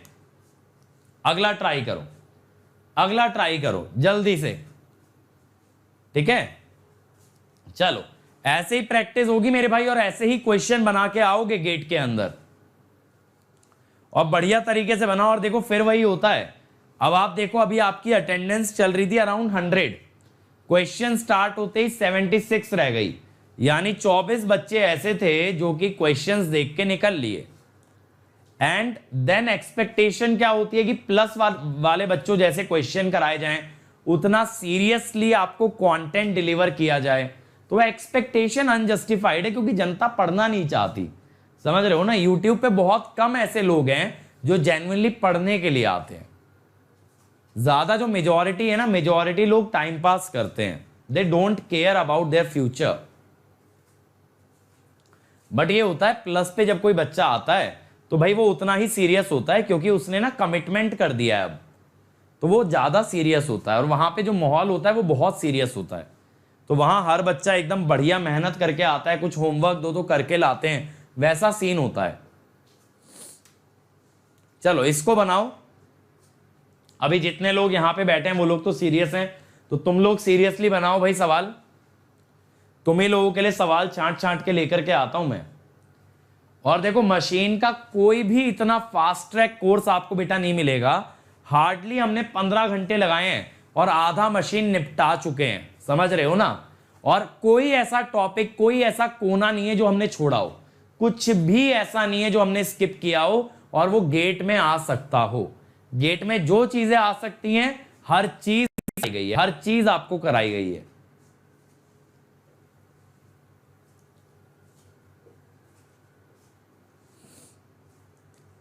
करो भाई ट्राई। देखें, a 250 volt shunt motor has armature resistance and field resistance। ठीक है, देखो इसमें रेजिस्टेंस ऐड करना है शंट फील्ड सर्किट के अंदर। अब सबसे पहले चलते हैं, देखो केस 1 जो गिवन है, जो ओरिजिनल गिवन है ना केस, उसके बारे में बात करते हैं। अब हमें VT दे रखा है 250 वोल्ट, है ना? VT है 250, RA दिया है मेरे भाई 0.5 ओम। पता है डीसी मशीन की सबसे बढ़िया बात यही है, अगर सोचो कि इसके अंदर फॉर्मूले इतने लिमिटेड हैं कि एग्जाम में कौन सा फॉर्मूला लगाएं सोचना ही कहां है। अब आर्मेचर टेक्स 20 एम्पियर, यानी आर्मेचर करंट दे रखा है 20 एम्पियर। तो अब आप यहां से ना ईएमएफ निकाल सकते हो। ब्रश ड्रॉप तो दिया नहीं है, ठीक है? मेरा देखो एक फंडा रहता है यार, कभी भी अगर स्पीड इन्वॉल्व हो गई है ना तो ईएमएफ पे जाना ही पड़ेगा। स्पीड बिना ईएमएफ के बन नहीं सकती, ठीक है? चलो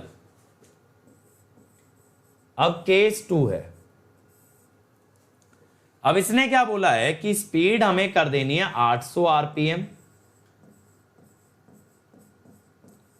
ठीक है? और करना क्या है शंट फील्ड सर्किट के अंदर हमें रेजिस्टेंस इंसर्ट करना है। और इसने देखो साथ साथ बेटा ये भी बोला है magnetization curve is a straight line. इस लाइन का मतलब क्या है? इस लाइन का मतलब यह है कि जो मैग्नेटाइजेशन कर्व है उसमें flux is proportional to current, flux is proportional to current. तो phi proportional to I S H. यहां पे देखो, यहां पे अगर आई एस एच निकालते ना तो वो 1 एम्पियर आता, दैट वुड बी 1 एम्पियर। ठीक है, अब देखो यहां पे क्या होगा, E2 by E1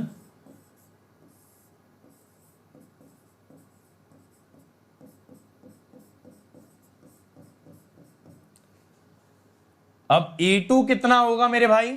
E2 होगा, देखो मैंने बताया था ना स्पीड और करंट वेरिएबल होते हैं, स्पीड और करंट ध्यान रखना वेरिएबल होते हैं।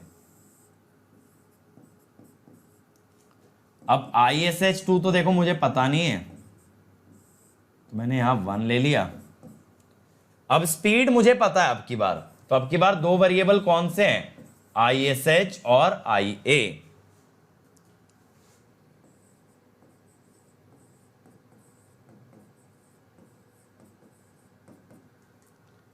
तो ये हो गया आपका 4/3, तो 4/3 80 320,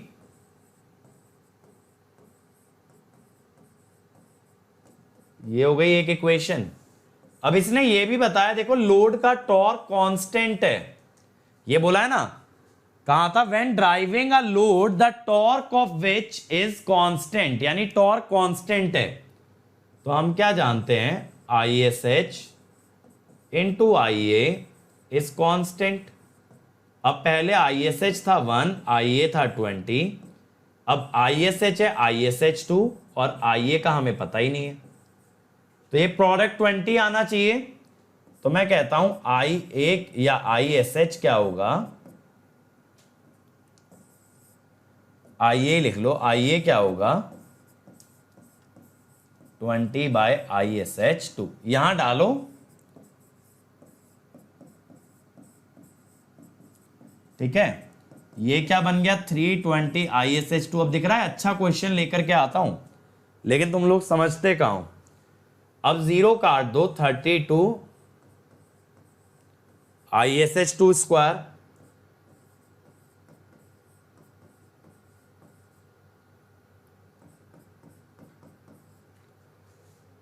तो यहां से ना ISH2 आ जाएगा। बताएगा कोई कितना आ रहा है ISH2 इस क्वाड्रेटिक से?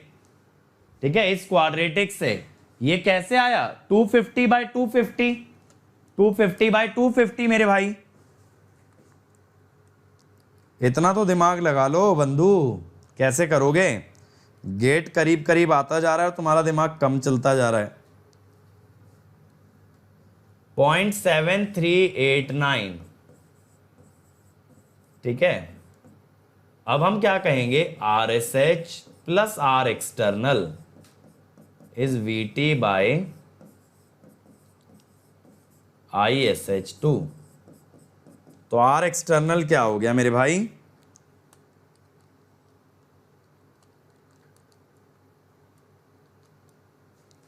$88.34। ये 3 ओम बताने वाले कौन लोग थे भाई? योशिता रवि रंजन, ये लोग बता रहे थे 3 ओम। आंसर आ रहा है 88 ओम। समझ रहे हो तुमने कितना डिफरेंट आंसर दिया as compare to what the actual answer is. चलो अगला ट्राई करो भाई, अगला ट्राई करो। Come on everybody. A 4-pole series wound fan motor normally runs at 600 RPM on a 250 volt supply taking 20 ampere. The field coils are all connected in series. Estimate the speed and the armature current taken by the motor if the coils are reconnected in two groups of 2 in series. The torque increases the square of the speed and assume flux is proportional to current and ignore losses. अरे कृष्णा मेरे भाई बताया तो VT/RSH। कैसे करके मानोगे? RSH 250 दिया है, वीटी भी 250 दिया है, तो 250 बटे 250 क्या होता है? 1 ही ना होता है। अब बताओ, अलग से आगे तुम्हारी कॉपी पे लिख करके दूं? जल्दी से निकालो भाई, पेल देना इस क्वेश्चन को। तो इसमें तो लॉसेस भी इग्नोर करा दिए, और इससे इजी क्या करेगा, लॉस भी खत्म करा दिया आपके। बेस्ट है। चलो भाई, फास्ट फास्ट करो यार, बोर कर देते हो कभी कभी, एकदम ढीले ढीले ढीले ढीले चलते रहते हो। इतना फास्ट ट्रैक हम कोर्स कर रहे हैं और आप लोग स्लो हो रहे हो, ऐसे कैसे चलेगा? थोड़ा जोश दिखाओ, लाइक वाइक दबाओ। क्या करते हो, ना लाइक करते हो ना शेयर करते हो भाई, ऐसे थोड़ी ना चलेगा। कोई भी कोर्स चलेगा तब जब आप डेली बेसिस पे हर क्लास में फीस भरोगे। फीस होती है लाइक और शेयर, है ना? यूट्यूब पे फीस होती है बस लाइक और शेयर। इससे सस्ता कोर्स क्या मिलेगा? उसमें भी चोरी करते हो, बताओ। देखें एक बार, देखें। मेरा तो बड़ा मन कर रहा है इस क्वेश्चन को बनाने का, चलो मैं ही ट्राई कर लेता हूं। अब देखो, सीरीज वाउंड फैन मोटर दे रखा है, इग्नोर लॉसेस बोल दिया है, तो RA प्लस RSC इसको 0 ले लो। अगर आपने रेजिस्टेंस 0 कर दिया ना बेटा, तो VT is equal to EMF is equal to 250 is equal to constant. ठीक है? अब देखो, मैंने आपको बताया था ना कि पहले इसने बोला ये चारों कॉइल ना ऐसे सीरीज में लगी थी, देखो, तो आपका MMF कितना होगा? हर एक में 1/4 नंबर ऑफ टर्न्स होंगे। अब ना दो दो के ग्रुप में बांट दिए। देखो, इसका ना डायरेक्ट जुगाड़ ये होता है, जितने पैरेलल पाथ बनेंगे MMF को उतने से डिवाइड कर देना। जितने भी पैरेलल पाथ बनेंगे MMF को आप उतने से डिवाइड कर देंगे।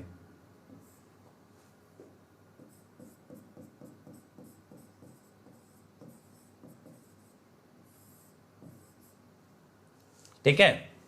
चाहे तो निकाल लेना, यहां पे NSE/4 into IA/2, NSE/4 into IA/2, NSE/4 into IA/2, ऐसे निकाल लेना, यही आएगा, यही आएगा। ठीक है? अब देखो, इसके अंदर हमें क्या करना है, EMF तो कांस्टेंट है,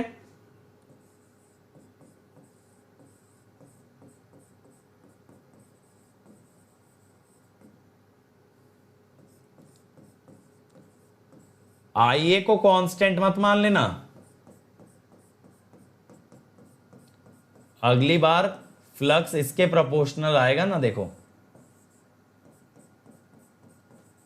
अब करंट दिया था क्या? 600 RPM 20 एम्पियर, 600 RPM 20 एम्पियर।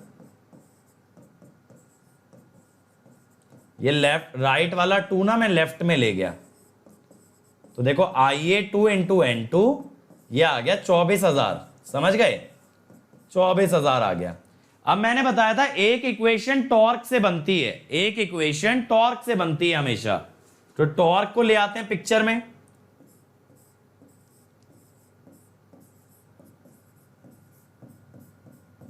ठीक है? तो NSE IA1, दूसरे केस में फ्लक्स प्रोपोर्शनल है NSE IA2/2।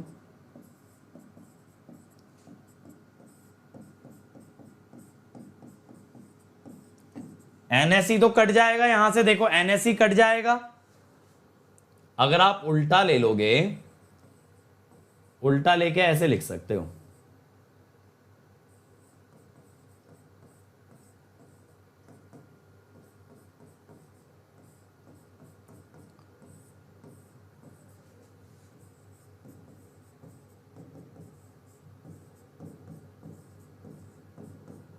Into N2 bye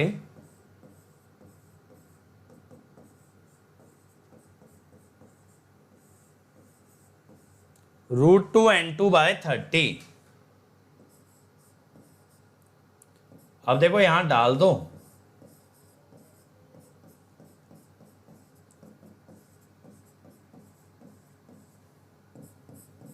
तो यहां से N2 आ जाएगा ना भाई, 24,000 इंटू 30 डिवाइडेड बाय √2, यार है 713.52। समझ गए? लो भाई आ गया आंसर। समझे कैसे निकाला गया है? पूछा क्या इसमें? Speed and the current, current भी निकल जाएगा यहां से।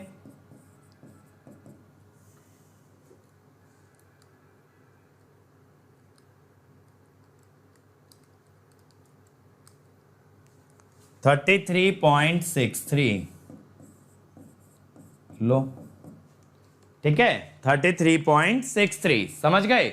तो इस टाइप से ये क्वेश्चन बन जाएगा। ये बहुत अच्छा क्वेश्चन होता है, ये जो फील्ड कॉइल्स रिकनेक्ट कर दी जाती हैं। अगर ये समझ आ रहा है मतलब स्पीड कंट्रोल बढ़िया कर रहे हो। अब अगला ट्राई करो, अगला ट्राई करो भाई। सचिन मशीन 2 हमारा कल से स्टार्ट हो जाएगा बेटा, कल से सिंक्रोनस करवा रहा हूं। और अगर डिटेल में पढ़ना है तो इस चैनल पे कॉम्प्रिहेंसिव कोर्स है, उससे कवर कर लो। उसमें तो पूरा डिटेल में करा रखा है, सिंक्रोनस इंडक्शन सब। उससे ज्यादा डिटेल में ना आपको YouTube पे कहीं कोई वीडियोस नहीं मिलेंगे, कहीं भी नहीं मिलेंगे। ठीक है, फिर भी आप लोग शेयर नहीं करते हो। देखो अब इसमें क्या बता रहा है भाई, 4 pole series motor has 944 wave connected armature conductor at a certain load, the flux per pole and the mechanical torque is given. Calculate the line current taken by the motor and speed at which it will run with an applied voltage of 500 volt. Motor resistance is 3 ohm. अच्छा, speed बतानी है और current बताना है। हमें बता रखा है टॉर्क, बता रखा है हमें फ्लक्स, बता रखा है। चलो भाई ट्राई करो। इतना टफ क्वेश्चन नहीं है, बना सकते हो, सब लोग बना सकते हो इस क्वेश्चन को। थोड़ा सा बस अप्लाई करना पड़ेगा ब्रेन, क्योंकि देखो आपके पास है तो लिमिटेड इक्वेशन ही, उन्हीं को घुमा फिरा के करना है, उन्हीं को घुमा फिरा के मेरे भाई लिमिटेड इक्वेशंस को ही आपको सॉल्व करना है। चलो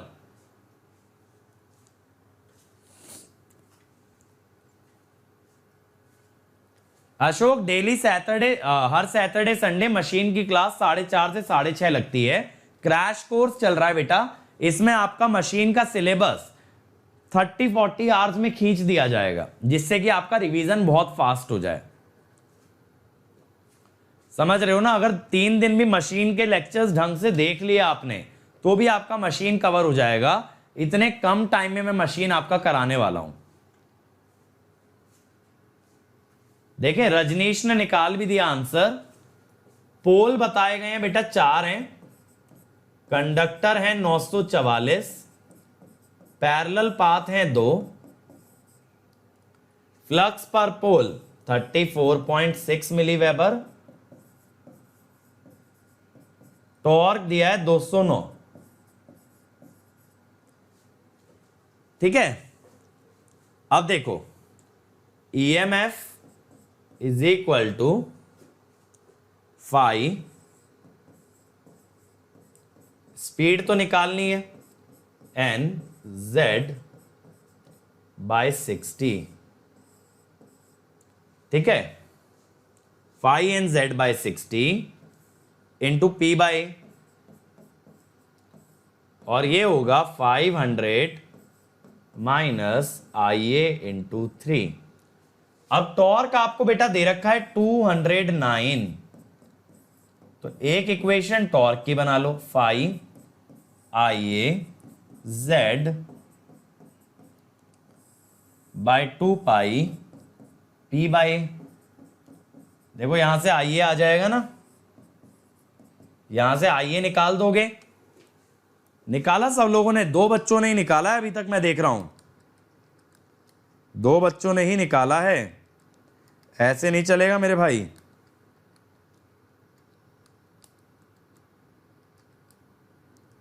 $20.102। ये आ जाने के बाद आप स्पीड भी निकाल सकते हो। तो EMF कितना हो जाएगा? 500 439.69। ये हो गया EMF 0.0346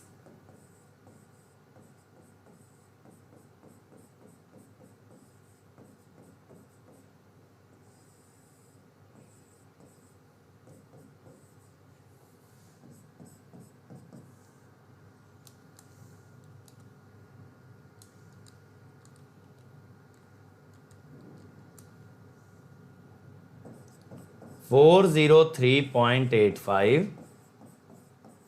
आरपीएम, 403.85 आरपीएम। बहुत बढ़िया भाई, बहुत ही बढ़िया। ठीक है,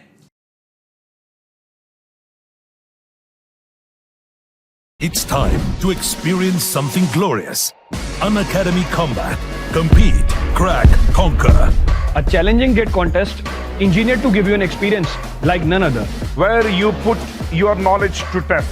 and battle it out with the best. To bring out the best in you, Unacademy Combat is the most competitive, gamified contest for gate till date, with the best of the questions by best educators. With detailed video solutions from top educators right after each contest.